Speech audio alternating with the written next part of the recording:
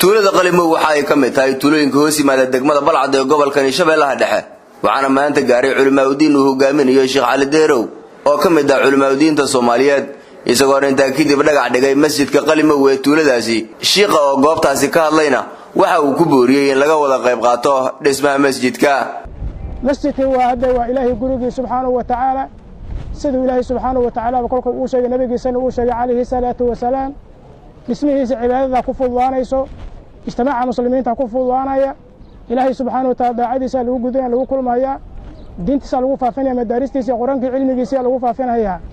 laantooda kolka malaha Aisha waxay tiri radiyallahu anha nabiga calayhi salaatu wa salaam wuxuu amray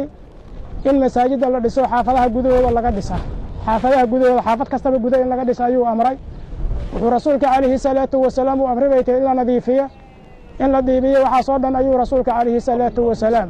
u amray Ilaahay subhanahu wa ta'ala xadiithul qudsi wuxuu ku yiri guriyahayda oo dhulka dhexdiisa ku sugan waa kolka waxa isku boorinaynaa masjidka hadda dhismihiisa hadda uu socdo dhagax dhigiisa maanta aan isku nimid insha Allah ta'ala in lagu dadaalo dadka magaalada degan intaan degananiya dalkii dib inta joogto dhamaan waxaan ku boorinay ka qayb galaan oo sadaqada jaariga kolka wax ku darsadaan intaasaan ku boorinaynaa insha Allah ta'ala boorkaas meesha ku dhigan waxa ku yaala magac lambarada ku yaala lambarada ninkii uu qayb qaadanayo lambaradaas ku yaala uu qayb qaateena warka intaasaan ku soo gabagabeynay inta kadib waxa goobta ka hadlay qaar ka mid ah culimaadudiinta tuulada qalimow waxaana ay sheegeen inay sadaqa jaariya tahay dhismaha masjidka oo laga qayb qaato alla qofka wax ku darsan karo kama xira qofka $1 ku tuur kara maradaas ninka $0 ku tuur kara ninka ka badan ku tuur kara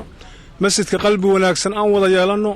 inta dalka dibadda jirto muslimiin oo qalimo tuuladan ka soo jeeda sheekhaani masjidkiisa oo asaasay waaye saasan macnaha ugu yaboohina insha Allah ta'ala aanu sheegaynaa wassalaamu alaykum warahmatullahi wabarakatuh waxaan isugu nimiday wuxuu ku saabsan yahay masjidka dhagax dhigiisa masjidkan waxa ku magacaaban sheekhayna jaliilka Sheekh Ahmed Sheekh Muhammad Hassan Al-Qabali nawara Allah dariihahu wuxuu ku yaalaa tuulada Leyra Qalimow oo sheekhan soo sheegnay oo ku aasaasay dariiqo iyo diinta fidinteeda iyo u gargaaridda musaafiriinta iyo daaweynta dadka oo mataqaana xanuunsan wax kale oo dhiman oo lagu daraaya malahan lambarada meesha ku yaala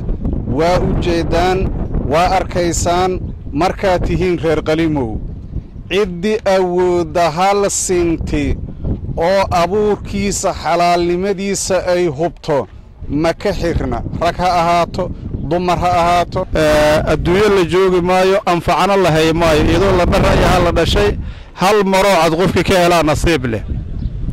marka guryaha lagu dhisaayo adduunyada waxa ugu khayrka badan gurigan waaya maanta asaaskiisa ee la jeexayo la dhagax dhigay waaye qof alla qofkii ku darsan kara xoolo iyo xoog qofkii ku darsan karay waxaan isku boorihaynaa iyadoo nafteedu ka reebanayn inaan ku darsano ratigaas raran aan wax qofkii shaw saara karo oo saarto marka dal ha joogo dibad ha joogo waxa laga rabaa masaajidkan oo Ilaahay mahadiisa meeshaas maanta laga